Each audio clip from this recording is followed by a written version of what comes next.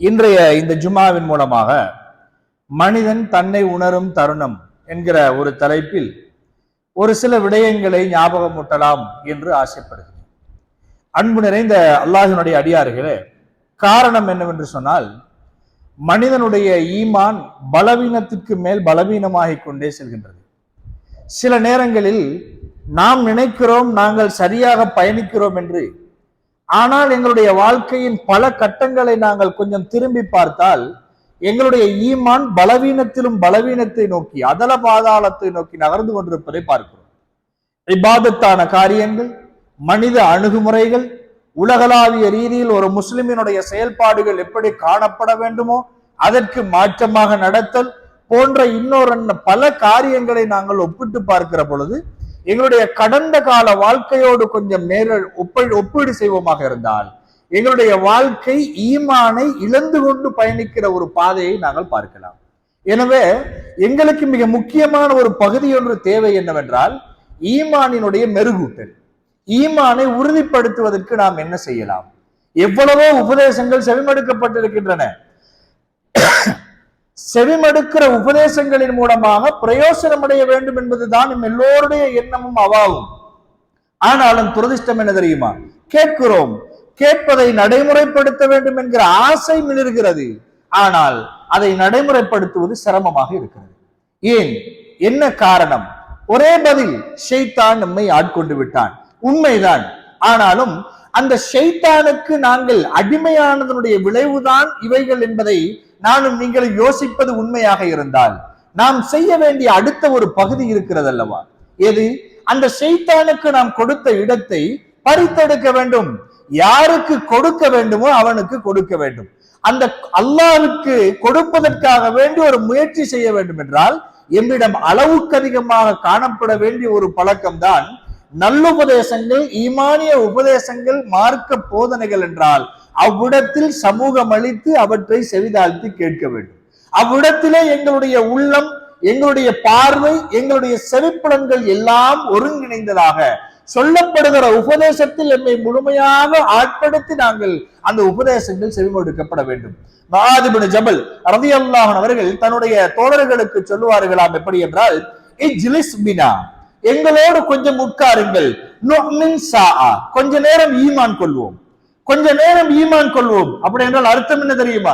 கொஞ்ச நேரம் எங்களுடைய ஈமானை புதுப்பித்துக் கொள்வோம், எங்களுடைய ஈமானோடு கொஞ்சம் கலந்து பேசிக்கொள்வோம், எங்கள் பலவீனமான ஈமானை நாங்கள் உறுதிப்படுத்த கொஞ்ச நேரம் அமர்ந்திருங்களேன், பேசுவோம் என்று முஆத் இப்னு ஜபல் ரலியல்லாஹு அன்ஹு அவர்கள் தன்னுடைய தோழர்களுக்கு சொல்லுவார்களாம். அந்த உபதேசத்தை போன்றுதான் இப்பொழுது நாங்களும் வாரம் ஜும்ஆவிற்கு வருகிறோம். சுன்னா, கடமை, ரசூலுல்லாஹ் காட்டிய வழிகாட்டுதல், அதை செய்தே ஆக வேண்டும்.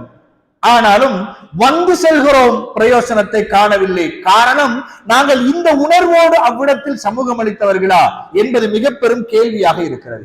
அப்படி என்றால் இன்னும் ஒரு திருமறை வசனத்தையும் நாங்கள் யோசிக்க வேண்டும். அல்லாஹ் தஆலா சூரா ஹஜ்ஜிலே சொல்கிறான், فإنها لا تعمى الأبصار ولكن تعمى القلوب التي في الصدور. அல்லாஹ் தஆலா சொல்கிறான், அவர்களுடைய பார்வைகள் குருடாகவில்லை.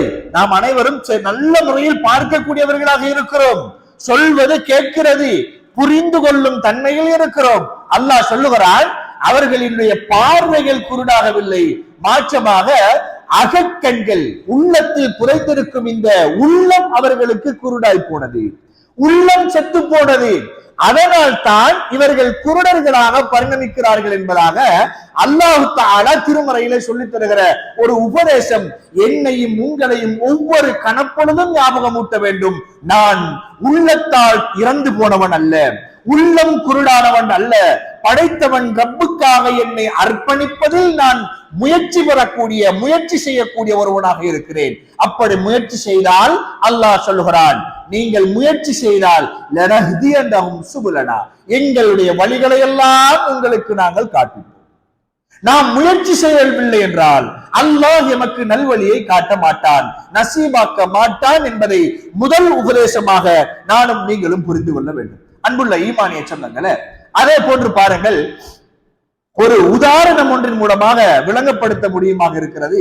என்னவென்றால், ஒரு மனிதனுடைய வாழ்க்கையினுடைய கட்டங்களில் மனிதன் செய்யக்கூடிய தவறுகளை அவன் புரிந்து கொள்கிற ஒரு விதத்தை பற்றி சொல்வதற்காக ஒரு உதாரணம் சொல்கிறேன், நன்றாக கவனியுங்கள். ஒரு தந்தை, அவர் கெட்டவராக இருக்கட்டும், மோசமானவராக இருக்கட்டும், இந்த உலகத்தில் வாழுகிற எந்த ஒரு தந்தையாக இருந்தாலும் மிக மிக அற்பமானவர்களை தவிர அதிகமானவர்கள் என்ன செய்வார்கள் என்றால், தங்களுடைய குழந்தைகள் வழிதவறி செல்வதை என்றைக்கும் விரும்ப மாட்டார்கள். அவர்கள் மாற்று மதத்தவர்களாக இருந்தாலும் கெட்டு போவதை விரும்புபவர்கள் கிடையாது. அந்த குழந்தைகளுக்கு உபதேசம் செய்வார்கள். அந்த உபதேசம் சொல்லப்படுகிற பொழுது குழந்தைகளுடைய மனோநிலை எப்படி இருக்கும் தெரியுமா? இவருடைய காலத்தை வைத்து எங்களுக்கு சொல்றாங்க, அது வேற ஜெனரேஷன், அந்த காலம் அப்படி, இந்த காலம் அப்படியானது அல்ல என்று எங்களுடைய இளம் பருவம் வளர்ந்து வருகிற பருவத்தில் எம் பெற்றோர்கள் அல்லது மூதாதையர்களுடைய சில வழிகாட்டல்கள் அல்லது உபதேசங்கள் புறக்கணிக்கப்படுகின்றன, புறக்கணித்து விடுகிறோம். அதே நேரத்தில் அந்த முதியவர்கள், அந்த பெற்றோர்களுடைய எண்ணம் என்ன தெரியுமா? நாம் வழிகேட்டில் சென்று விட்டோம், தவறுகள் செய்து விட்டோம், எம் தவறுகளை எம் குழந்தைகளுக்கு நாம் காட்டிக் கொடுக்க கூடாது, குழந்தைகளை சீர்வழிப்படுத்த வேண்டும். அவர்கள் வாழுகிற காலம் மிக மோசமானது. பிள்ளைகள் நினைத்துக் கொண்டிருக்கிறார்கள் மனிதர்களோடு எம் வாழ்க்கை கடக்கிறது என்று. ஆனால் உண்மை அதுவல்ல.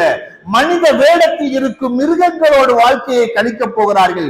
அதற்கான பாடம் இந்த குழந்தைகளுக்கு பெற்றோர்களாகிய நாங்கள் சொல்லிக் கொடுக்க வேண்டும் என்பது பெற்றோர்களினுடைய உணர்வாக இருக்கும். அதை கேட்டுக்கொள்கிற மனநிலை இந்த குழந்தைகளுக்கு இருக்காது. இவர்கள் நினைப்பார்கள் என்ன தெரியுமா? நாம் செய்வது சரி, எங்களுடைய போக்கில் சென்று கொண்டிருக்கிறோம், ஏதோ ஒரு வகையில் நமக்கு தெரிந்ததை செய்கிறோம் என்கிற ஒரு மிதமிஞ்சிய எண்ணப்பாட்டோடு குழந்தைகள் வளருவார்கள். காலப்போக்கில் என்ன நடக்கும் தெரியுமா? சில வேளைகளில் அந்த பெற்றோர்கள் இறந்து போயிருப்பார்கள், இந்த குழந்தைகள் பெற்றோர்களாக இருப்பார்கள்.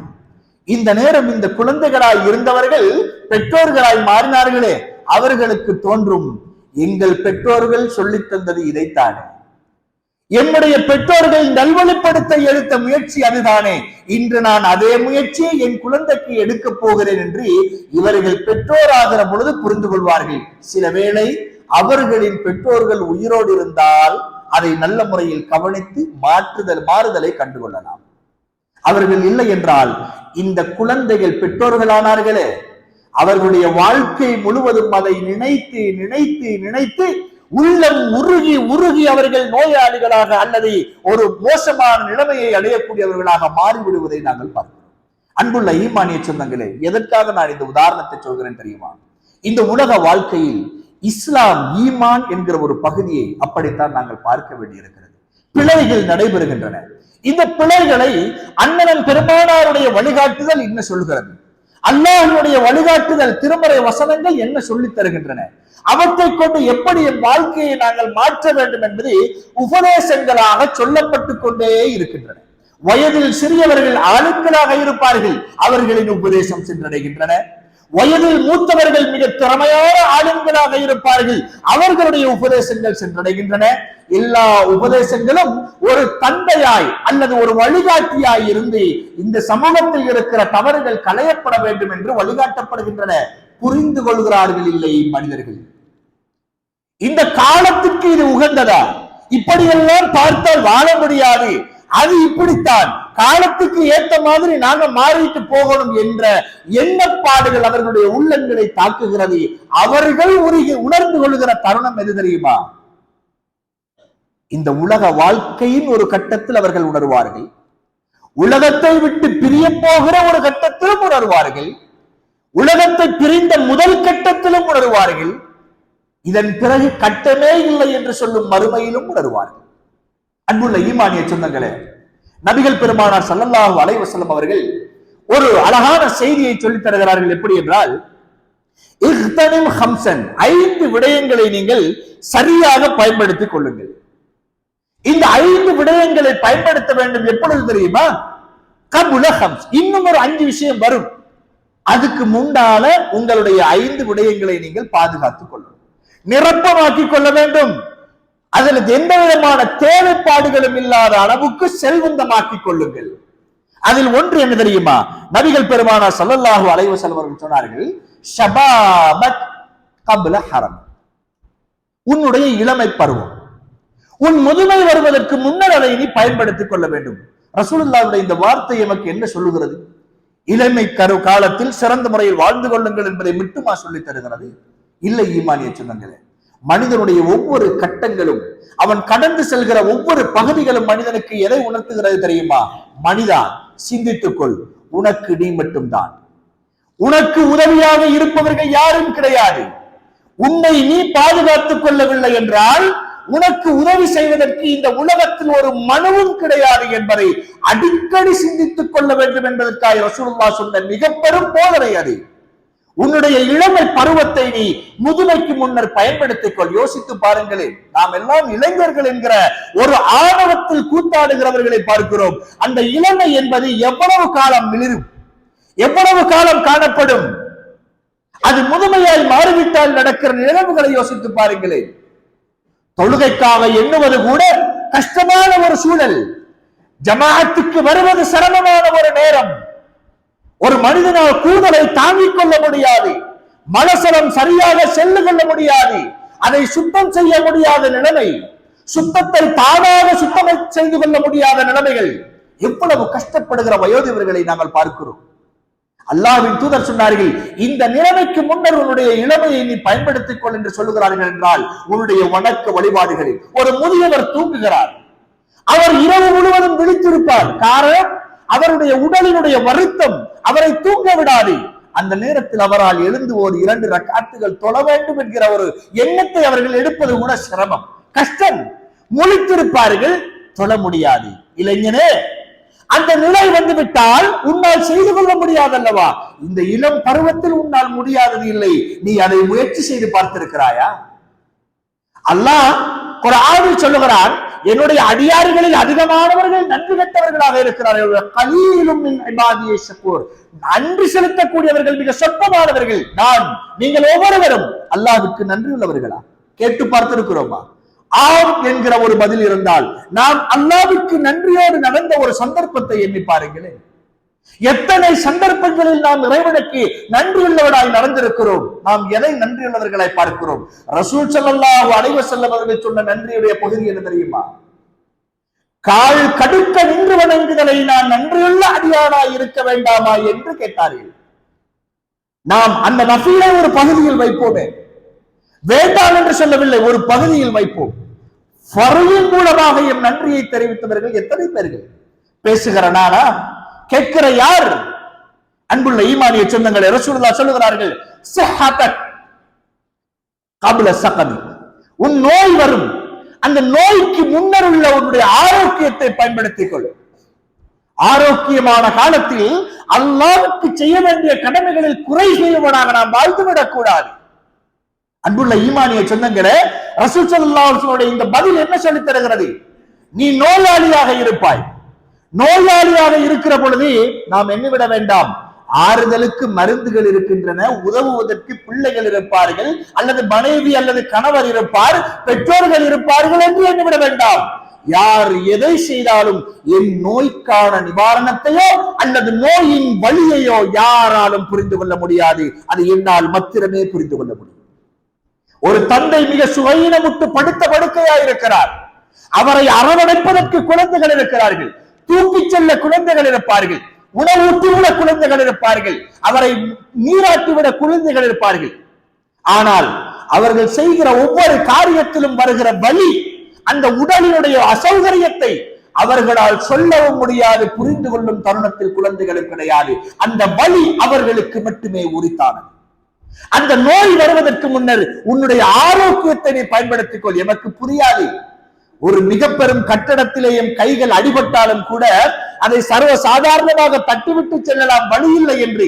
ஆனால் வயோதிப பருவம் நோயாளியாய் இருக்கிற அந்த பருவத்தில் அவர்களுடைய கரத்தை பிடித்து தூக்கி உதவியாக சென்றாலும் கூட கை வலிக்கிறது என்று அழாத குறையாக கெஞ்சுகிற பெற்றோர்களை, முதியவர்களை நாங்கள் பார்க்கிறோம். அல்லாஹ்வின் தூதர் சொன்னார்கள், உனக்கு உன்னுடைய நோய்க்கு உதவி நீ மட்டும்தான். நீ எப்படி உன்னுடைய ஆரோக்கியத்தை பாதுகாக்கிறாய்? அன்புள்ளவர்களே, உனக்கு நீ மட்டும்தான் என்ற அந்த அர்த்தம் என்ன தெரியுமா? அந்த நேரத்தில் யாரெல்லாம் உன்னை சுற்றி இருந்தாலும் கூட நீ தேடிய நன்மைகள் மட்டுமே உனக்கு பிரயோசனம் தரும். உன்னை படைத்த ரப்பின் உதவி மாத்திரமே உன்னை அணுகி வரும் என்பதை ரசூல் ஸல்லல்லாஹு அலைஹி வஸல்லம் அவர்கள் சொல்லித் தருகிறார்கள். வகினா கப்ல ஃபக்ரி, ஏழ்மை வருவதற்கு முன்னர் உன்னுடைய ஆரோக்கியத்தை பயன்படுத்திக்கொள். ஏழ்மை வருவதற்கு முன்னர் உன்னுடைய செல்வத்தை நீ பயன்படுத்திக்கொள். அன்புள்ளவர்களே, செல்வ செழிப்போடு இருப்பவன் கொடுக்கிறான் என்று பார்க்கிறோம், கொடுக்காதவர்கள் இருப்பார்கள். இதை நான் வெளிப்படையாக அல்லது விலாவரியாக நான் சொல்லிக் கொண்டு செல்லவில்லை, சுருக்கமாக நான் சொல்லிக் கொண்டு செல்கிறேன். இருக்கிற பொழுது கொடுக்க வேண்டும், இருக்கிற செல்வத்துக்கு அளவு சொல்லவில்லை. உன்னுடைய தேவைக்கு மிச்சமானதை நீ அடுத்தவர்களுக்கு கொடுக்கும் பழக்கத்தை ஏற்படுத்திக் கொள். ஒரு நாள் உனக்கு ஏழ்மை வந்துவிட்டால் அதை கூட உன்னால் செய்ய முடியாது. காரணத்தை புரிந்து கொள்ள ஒரு திருமறை வசனத்தை நினைவூட்டவா. மனிதன் சொல்லுவானாம் மரண தருவாயில், யா அல்லாஹ் லௌலா அக்கர்தனி இலா அஜலின் கரீப், கொஞ்சம் என்னை தாமதித்தால் நான் என்ன செய்வேன் தெரியுமா? தர்மம் செய்து விடுகிறேன் யா அல்லாஹ். மனிதன் நரகிலிருந்து தப்பித்துக் கொள்ள தர்மத்தை விரும்புவானே, அதை ஏழ்மை அதை செய்ய முடியாத நிலைமை வருவதற்கு முன்னர் உன்னிடம் இருப்பதை நீ கொடுத்துக் கொள் என்று ரசூல் ஸல்லல்லாஹு அலைஹி வஸல்லம் சொன்னார்கள். அதை உன்னால் மட்டுமே செய்ய முடியுமான பகுதி உனக்காக பிறர் செய்யட்டும், ஒரு பகுதி உனக்கு நன்மையாய் வரலாம், ஆனால் நீ செய்வதுதான் உனக்கான முழுமையான கூலி.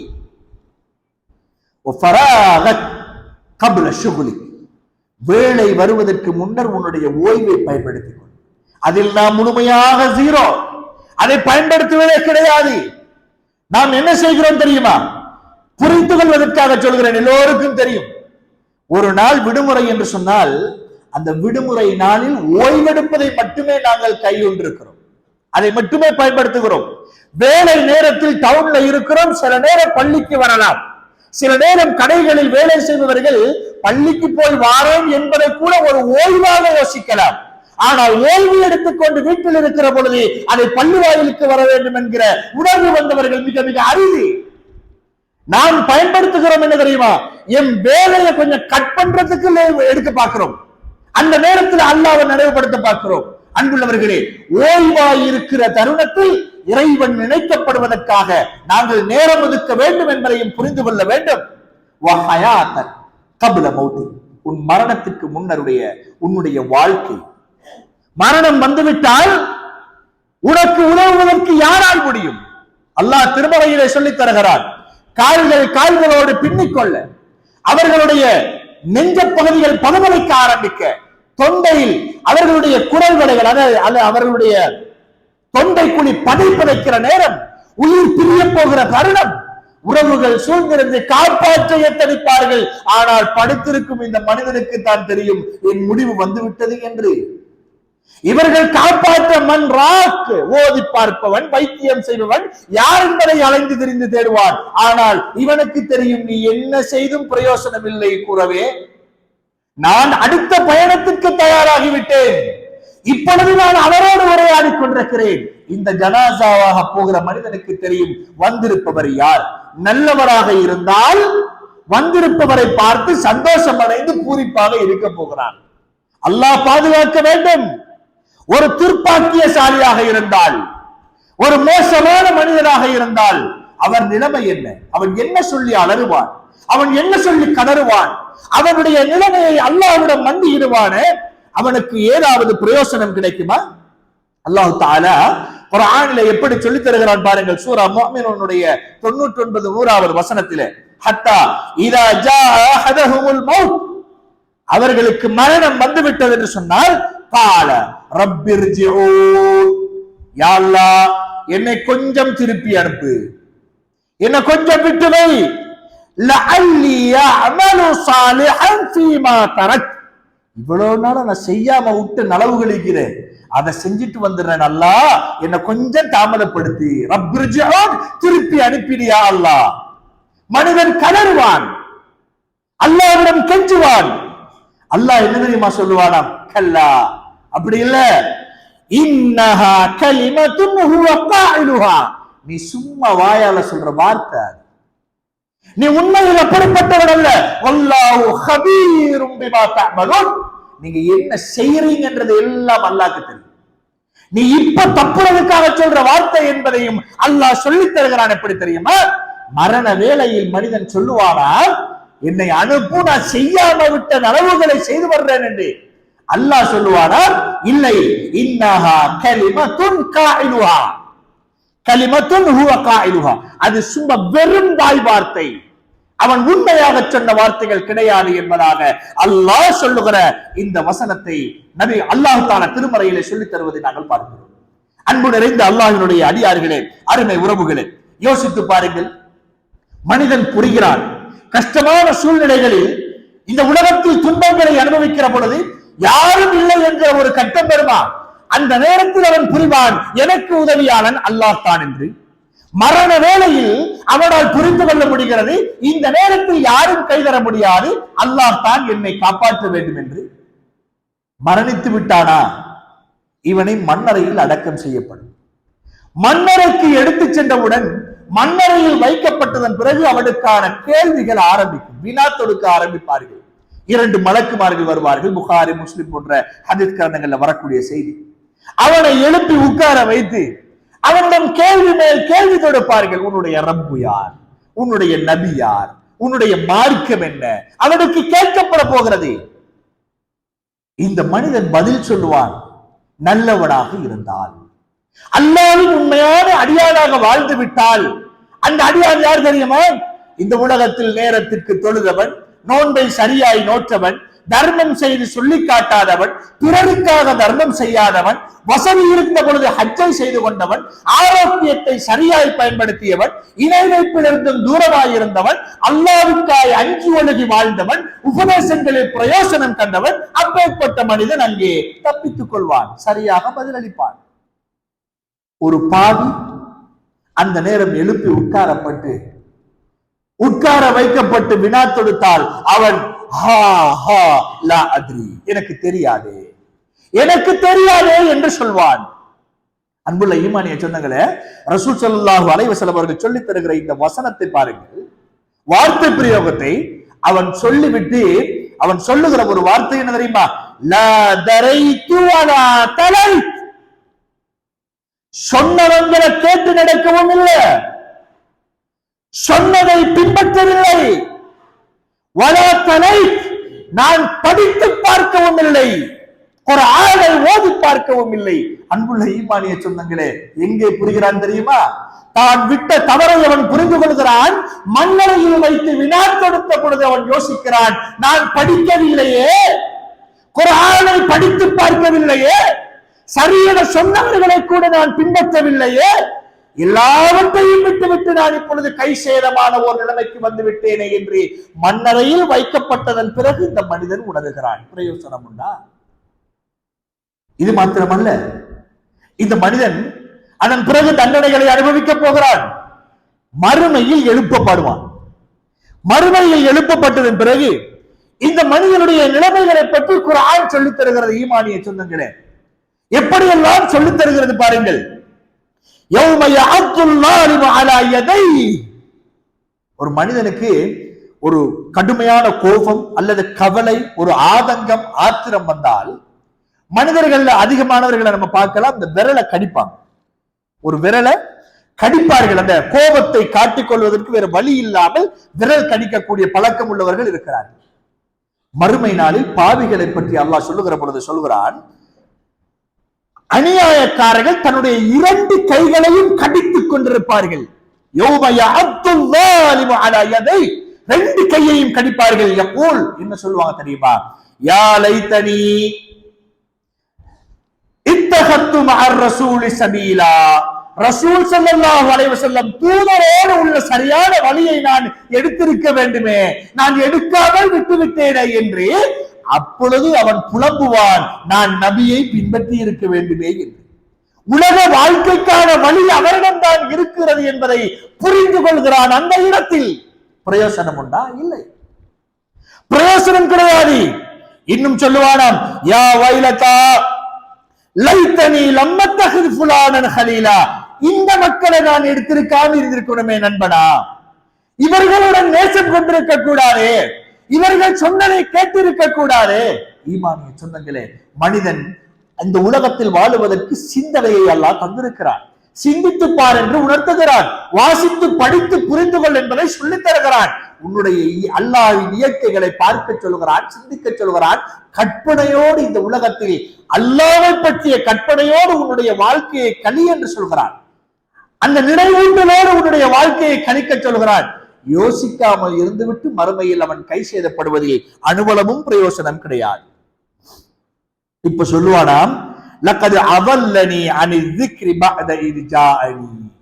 எல்லாம் எனக்கு வந்துச்சு, வந்ததுக்கு பிறகும் கூட அதை செய்ய விடாமல் என்னை ஷைத்தான் வழிகெடுத்து விட்டானே. அன்புள்ளவர்களே, இது மறுமையில் அல்லாஹ் பாதுகாக்க வேண்டும் மனிதர்கள் சொல்லுகிற வார்த்தை. அல்லாஹ் அப்படியான கூட்டத்தில் இருந்து என்னையும் உங்களையும் பாதுகாக்க வேண்டும் என்பதை பிரார்த்தனை செய்து கொள்வோம். மறுமையில் நாம் சொல்லுகிற வார்த்தையாம். அல்லாஹ் நினைவூட்டி தருகிறான், மனிதா புரிந்து கொள், இந்த வார்த்தை அங்கே உன்னுடைய வாயினால் வெளிப்படும், அதற்காக நிறைவேற்றுகிறேன். லக்கது அவல்லனி அனி ذிக்ரி பஅத இத் ஜாஅனி. எல்லாம் எனக்கு வந்ததுக்கு பிறகுதான் என்னை இவன் வழிகெடுத்தான், என்னை செய்ய விடாம தடுத்துட்டான். வகான ஷைத்தானு லில் இன்சானி ஹதூலா. அப்பதான் மனுஷனுக்கு புரியுது, ஷைத்தான் மனிதனுக்கு மிக மிக சதி செய்பவனாக இருக்கிறான்.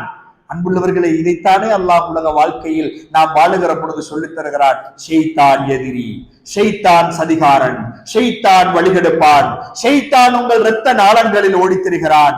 ஷைத்தானுக்கு அடிமையாகிவிட வேண்டாம், உள்ளத்தை இறைவனுக்கு கொடுத்து விடுங்கள். உள்ளத்தில் இரண்டு உள்ளத்தை நான் அமைக்கவில்லை, ஒன்றே ஒன்று, அதை அல்லாஹ்வுக்காக பயன்படுத்த வேண்டும் என்பதை எல்லாம் அல்லாஹ்வின் திருமறை வசனங்களும் நபிகளாரின் போதனைகளும் நமக்கு சொல்லித் தரவில்லையா? மறுமையில் தான் புரிகிறதா ஷைத்தான் சதி செய்யக்கூடியவன் என்று? அன்புள்ள ஈமானிய சொந்தங்களை பாருங்கள், அல்லாஹ் தஆலா மறுமை நாளில் அநியாயக்காரர்களாம் அல்லாஹ்வினுடைய சன்னிதானத்தில் நிறுத்தப்படுவார்கள். அப்படி நிறுத்தப்படுகிற பொழுது இந்த மக்கள் சொல்லுவார்களாம், சில மனிதர்களை பார்த்து அங்கே மாற்றி கொடுப்பார்கள்.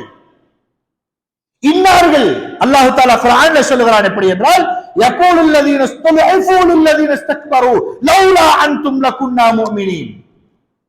இந்த வழிகெடுத்தவர்கள், பெருமைக்குரியவர்கள் என்று இந்த உலகத்தில் வாழ்ந்தவர்கள் இருக்கிறார்களே, மார்க்கம் சொல்லாததை எல்லாம் சொல்லி தனக்கு சாதகமாக ஒன்றை எடுத்துக்கொண்டு, அல்லது மூதாதையர் பட்டியல் என்று ஒன்றை வைத்துக் கொண்டு இதுதான் வாழ்க்கை என திட்டமிட்டவர்கள் இருக்கிறார்களே, அல்லாஹ் சொல்லுகிறார், அப்படிப்பட்டவர்களை புரிந்து கொள்ளுகிற மனிதன் மறுமையில் என்ன சொல்லுவானா தெரியுமா? நீங்கெல்லாம் இல்லாம இருந்தா நாங்கெல்லாம் முஃமினா இருந்திருப்போமே என்று சொல்வாராம். அதைத்தானே அல்லாஹ் இங்கே வாழுகிற பொழுது சொல்லித் தருகிறான். முஃமினாக வாழுவதற்கு திருமறையை, அல்லாஹ்வின் தூதரை பின்பற்றுங்கள் என்று. இன் துதிஹு, அவருக்கு நீங்கள் பின்பற்றினால், ரசூலை பின்பற்றினால் தஹ்தது, நேர்வழி கிடைக்கும் என்று ஏன் அல்லாஹ் சொல்லித் தருகிறார்? இதற்குத்தானே சொல்லித் தந்தான். மனிதன் சிந்திக்காமல் மறுமையில் புலம்புகிறான். அந்த நேரத்தில் அவர்களுடைய பதில் என்ன தெரியுமா? நீங்க தான் பாவிகள். காலல்லதீன இஸ்தக்பரு லில்லதீன இஸ்துல்ஃபு அனஹனு ஸதத்னாகும் அனில் ஹுதா. நாங்கள் அவங்களை நேர்வழியை விட்டு தடுத்தோம். பஅத இத் ஜாஅக்கும், உங்களுக்கு நேர்வழி வந்ததன் பிறகு உங்களை நாங்கள் தடுத்தோம். இல்ல, பல் குன்தும் முஜ்ரிமீன், நீங்க தான் பாவிகள், நீங்க பாவம் செஞ்சுட்டு எங்களை மாற்றி கொடுக்க வேண்டாம் என்று சொல்லுவார்கள். யாரும் தப்ப முடியாது. ஈமானிய சொந்தங்களே, இவன் சொன்னான் என்று செய்தவனும் மாட்டுவான், சொல்லிக் கொடுத்தவனும் மாட்டுவான். நீதியாளனின் சந்திதானத்தில், நீதியாளன் விசாரணைக்குட்படுத்துகிற அந்த தருணத்தில், அன்புள்ள ஈமானிய சொந்தங்களே, எனவேதான் இந்த உலக வாழ்க்கையில் ஒரு மனிதன் தவறிழைத்து விட்டால் அதை திருத்திக் கொள்வதற்கான சந்தர்ப்பங்கள் அவனுக்கு கிடைக்கலாம். ஆனால் அவன் கை சேதப்பட்டும் வெளியே புலம்ப முடியாத மரண தருவாயிலோ, மரணத்தின் பின்னர் பர்சகுடைய வாழ்க்கையில் அவனுக்கு நடக்கிற அந்த துன்பங்களையோ, மறுமைக்கு சென்றதன் பிறகு அவன் புலம்புகிற புலம்பல்களையோ யாருக்கும் சொல்லவே முடியாது. ஆனால் அல்லாஹ் சொல்லித் தருகிறான், மனிதா, இதுவெல்லாம் நடக்க இருக்கிறது, நீ திருந்திக் கொள் என்று. நாம் திருந்த வேண்டாமா?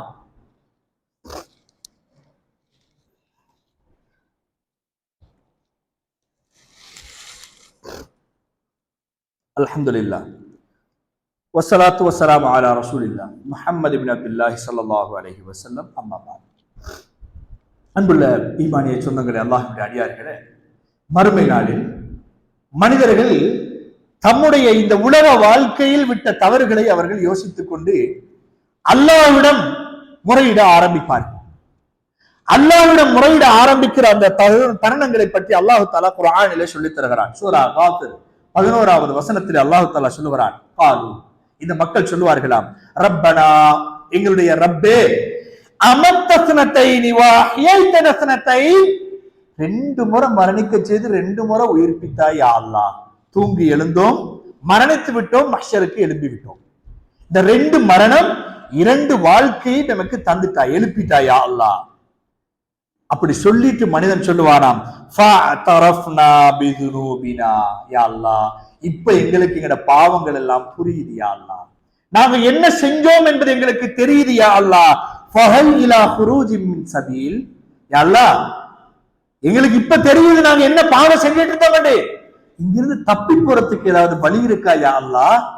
மனிதன் அல்லாஹ்விடம் கேட்பான், மனிதா, மரண படுக்கையில் உலகத்தில் உன் வாழ்க்கை முடியும் முன்னரே கடைசி தருணத்தில் நீ கெஞ்சினாய் அல்லவா, லௌலா அஹர்தனி, கொஞ்சம் தாமதப்படுத்தி கொஞ்சம் முன்னுக்கு வந்தீங்கன்னா நிக்கிறவங்க உள்ள வரலாம், கொஞ்சம் இடம் இருக்கு, உள்ள வாங்க.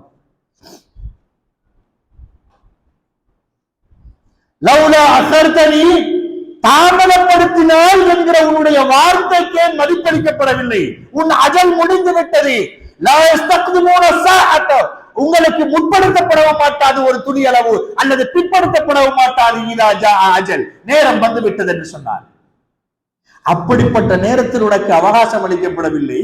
மறுமையில் நீ மனிதர்களுடைய அந்த சந்திதானத்திலே மஹ்ஷர் மைதானத்தில் அல்லாஹ்விடம் கேட்கிறாய், யா அல்லாஹ், இப்ப புரியுது, எனக்கு தப்பி போக வழி இருக்கா என்று கேட்கிறாய். அல்லாஹ் தருவானா? அல்லாஹ் என்ன சொல்லுவானா தெரியுமா? அத மக்கள் சொல்லி போட்டு இன்னும் சொல்லுவாங்களாம். சூரா முஃமின் உள்ள ஒரு வசனத்தை அல்லாஹ் தஆலா சொல்றார். சூரா 107வது வசனம், ரப்பனா அஹ்ரிஜ்னா மின்ஹா, எங்களை இங்கிருந்து வெளியாக்கி, யா அல்லாஹ், எங்களை இங்க இந்த கொடுமையில இருந்து வெளியாக்கிரு. ஃபைன் உத்னா, நாங்க திரும்பவும் பாவம் செஞ்சுட்டே இருப்போமாக இருந்தால் ஃபைன்னா ஸாலிமூன், நாங்க உண்மையில அநியாயக்காரங்க தான். அன்புள்ள ஈமானிய சொந்தங்களே, மறுமையில் அல்லாஹ்விடம் பேரும் பேசுகிறார், என்னவா, என்ன அனுப்பு, நல்ல மனம் தான் வருவேன், திரும்பவும் நான் பாவம் செஞ்சா இருந்தாலும் அநியாயக்காரன் தான். அதைத்தானே அல்லாஹ் உலக வாழ்க்கையில் சொன்னான், ஹபீரும் பிமா தஅமலூன், நீங்க என்ன செய்கிறீங்கன்றது அல்லாஹ்வுக்கு நல்லா தெரியும். ரசூல் ஸல்லல்லாஹு அலைஹி வஸல்லம் சொல்லுகிற வார்த்தை எனக்கு உங்களுக்கு புரிய வேண்டாமா? இந்த உலகமானது பசுமையானது, அழகு நிறைந்தது. இந்த உலகத்தில் மனிதர்களை அல்லாஹ் முஸ்தக்லஃபக்கும் ஃபீஹா, உங்களை பிரதிநிதிகளாக அல்லாஹ் தஆலா அமைத்திருக்கிறார் இந்த பூமியில். ஏன் தெரியுமா?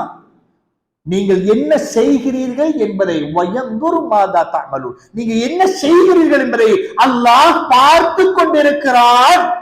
ரசூல் ஸல்லல்லாஹு அலைஹி வஸல்லம் சொன்னார்கள், இந்த உலகத்தில் மனிதன் என்ன செய்கிறான், பணக்காரன் என்ன செய்கிறான், ஏழை என்ன செய்கிறான், கஷ்டத்துல இருக்கிற நோயாளிகள் என்ன செய்கிறார்கள், ஆரோக்கியமானவன் என்ன செய்கிறான், இளைஞன் என்ன செய்கிறான், முதியவன் என்ன செய்கிறான், குழந்தைகள் என்ன செய்கிறார்கள், பெற்றோர்கள் என்ன செய்கிறார்கள், பிள்ளைகள் என்ன செய்கிறார்கள், ஆசிரியர்கள் என்ன செய்கிறார்கள், மாணவர்கள் என்ன செய்கிறார்கள், ஒரு ஊர் தலைவன் என்ன செய்கிறான், பொதுமக்கள் என்ன செய்கிறார்கள், சகல விடயத்தையும் எல்லாம் பார்த்து கொண்டிருக்கிறான்.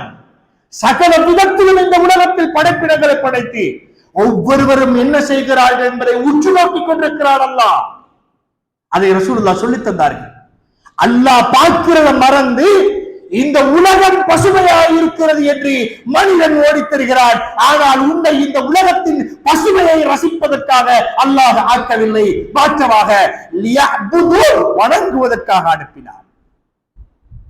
அல்லாஹ்வுக்கு நன்றி செலுத்தும் அடியாராக வாழ வேண்டும் என்பதற்காக அனுப்பினான். இந்த நேரத்தில் அல்லாஹ் ஒரு வார்த்தை சொல்லுவானாம். சூரா முஃமின் 108வது வசனம், அல்லாஹ் சொல்லுவானாம், கால இக்ஸூ ஃபீஹா வலா துகல்லிமூன், என்னோட யாரும் பேச வேண்டாம், நாசமா போங்க, சிறுமை அடைந்து போங்கள், கேவலப்பட்டு போங்கள், என்னோட யாரும் பேச வேண்டாம் என்று அல்லாஹ் சொல்லுவானாம். அல்லாஹ் என்னையும் உங்களையும் பாதுகாக்க வேண்டும்.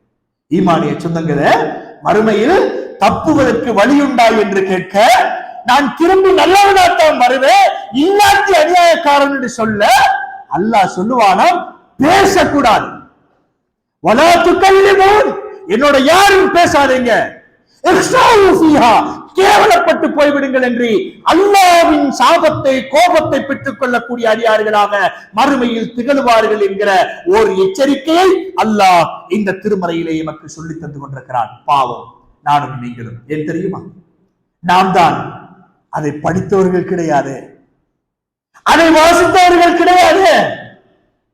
யாரோ சொல்லுகிறார்கள், செய்கிறோம். கிடைச்சால் செய்வோம், இல்லாட்டி இல்ல. நான் கேட்கிற ஒரு கேள்விக்கு பதிலை யோசித்து பாருங்களேன். ஒரு முஃமினுக்கு இந்த உலகத்தில் கலிமா சொல்லிவிட்டார் என்றால் அடுத்த கடமை என்ன? தொழுகை.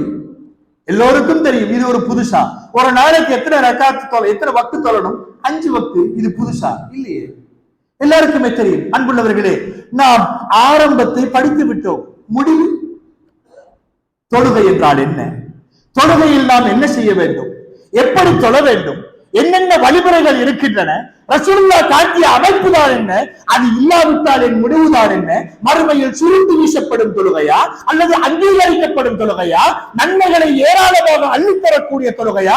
யாருக்கு தெரியும்? நாம் தான் படித்தவர்கள் இல்லையே. தெரியும், ஆரம்பம் தெரிந்திருக்கிறது. அதுபோன்றுதான் வாழ்க்கையில் வாழ்கிறோம். முஸ்லிம் சுவர்க்கவாதி, அல்லாஹ்வின் அடிமைகள் முஸ்லிம்களாக வாழ வேண்டும். தெரிந்திருக்கிறோம் முஸ்லிம் என்றால் யார், அவனுக்கு என்ன வேண்டும், அவன் எப்படி வாழ வேண்டும், வியாபாரங்களை கொடுக்கல் வாங்கலை உலக வாழ்க்கையில் அவன் எப்படி செய்ய வேண்டும், யாருக்கும் தெரியாது. காரணம், நாம் தான் வலா தரை வலா தலை. படிக்கவும் இல்லை, சொல்றதை கேட்டதும் இல்லை. அன்புள்ள ஈமானிய சொந்தங்களே, அல்லாஹ்வை பயந்து வாழ்ந்து கொள்ள வேண்டும். இறுதியாக ஒன்றை சொல்லி நான் முடித்துக் கொள்கிறேன். மறுமை நாளில் மனிதர்கள் ஒவ்வொன்றாக அல்லாஹ்விடம் கெஞ்சி, மலக்குமார்களிடம் கெஞ்சி, கடைசியாக சுவனத்துல உள்ளவர்களிடம் கூட மனிதன் கெஞ்சுவான். எப்படி சொல்வான் என்றால், வனாதா அஸ்ஹாபுன் நாரி அஸ்ஹாபல் ஜன்னா, சுவர்க்கவாதிகளை நரகவாதிகள் அழைத்து சொல்வார்களாம், அன்னஃபீது அலைனா மினல் மா அவ் மிம்மா ரஸககுமுல்லாஹ், எங்களுக்கு மேல கொஞ்சம் உங்கள்ட்ட இருந்து தண்ணியை ஊத்துங்க, இல்ல அல்லாஹ் உங்களுக்கு தந்த ரிஸ்க்லையே எதையாவது தாங்க முடியல. நரகத்தின் வேதனையை தாங்கிக் கொள்ள முடியவில்லை. சுவர்க்கவாதிகளே, உங்கள் தண்ணீரில் கொஞ்சம் அல்லது அல்லாஹ் உங்களுக்கு தந்த ரிஸ்கில் கொஞ்சம் எங்களுக்கு தாருங்கள் என்று கேட்ட பொழுது அந்த சுவர்க்கவாதிகள் என்ன சொல்லுவார்களா தெரியுமா? இந்த உலகத்தில் அல்லாஹ்வின் கட்டளையை முழுமையாக பின்பற்றியவர்கள் அல்லவா, அவர்கள் அங்கேயும் அல்லாஹ்வுடைய கட்டளைக்கு மீற மாட்டார்கள். சொல்லுவார்களாம், இன்னல்லாஹ ஹர்ரமஹுமா அலல் காஃபிரீன், அல்லாஹ் அந்த ரெண்டையும் உங்களுக்கு ஹராம் ஆக்கி போட்டார். அல்லாஹ்வை மறுத்து வாழ்ந்தவர்களுக்கு அது ஹராம், தரமாட்டோம். நிறைஞ்சிருக்கு, தண்ணீர் முடியாது, நினைத்த பிரகாரம் அனுபவிக்கலாம், சரி கொஞ்சம் எடுங்கள் என்று தருபவர்கள் கிடையாது சுவர்க்கவாதிகள். சொல்லுவார்களால் அல்லாஹ் உங்களுக்கு இங்கேயும் அதை ஹராமாக்கி போட்டான் என்று தான் சொல்வார்கள். அன்புள்ள ஈமானிய சொந்தங்களே, அல்லாஹ்வின் அடியார்களே, அல்லாஹ்வை பயந்து இந்த உலக வாழ்க்கையை நாங்கள் மேற்கொள்ளவில்லை என்றால், இந்த உலகத்தில் இறைவனுக்காக நாங்கள் எங்களுடைய வாழ்க்கையை அர்ப்பணிக்கவில்லை என்றால், எங்களுடைய வாழ்க்கையில் மிக பெரும் கைசேதங்களை சந்திக்க வேண்டி வரும். மறுமையில் எம் நிலைகளை எல்லாம் அல்லாஹ் சொல்லி, மறுமையில் இப்படியெல்லாம் நடக்க இருக்கின்றன என்பதை எல்லாம் சொல்லி சிந்திக்கும் மனிதனுக்கு தெளிவூட்டுகிறான். நாம் திருந்தி வாழ வேண்டும் என்பதற்காக மரணித்ததன் பிறகோ மரண தருவாயிலோ பிரயோசனம் கண்டுகொள்ள முடியாத அந்த உண்மைகளை திருமறை வசனங்கள் எமக்கு ஞாபகப்படுத்துகின்றன. அன்புள்ள ஈமானிய சொந்தங்களே, எனவே எமக்கு கிடைக்கிற நேரங்களில் இறைவனை பயந்து வாழக்கூடிய நன்மக்களாக மாறுவதற்கு ஒரே வழி அல் குர்ஆனை படித்தல், அல்லாஹ்வின் தூதருடைய போதனைகளை படித்தல். அதற்காக நேரம் ஒதுக்கி அந்த சந்தர்ப்பங்களை அமைத்துக் கொண்டு எங்களுடைய வாழ்க்கையை சீருற அமைப்போம். எல்லாம் வல்ல அல்லாஹ் அறிவிக்குறந்த அடியானாகிய எனக்கும் உங்கள் அனைவருக்கும், என் குடும்பத்தாருக்கும் உங்கள் குடும்பத்தாருக்கும் நிறைந்த அறிவையும் நிம்மதியான வாழ்வையும் சரீர சுகத்தையும் சந்தோஷத்தையும் உறுதியான ஈமானையும் தந்து எம் அனைவரையும் ஈருலகிலும் பொருந்திக் கொள்வானாக. வஆகிரு தஅவானா அனில் ஹம்துலில்லாஹி ரப்பில் ஆலமீன்.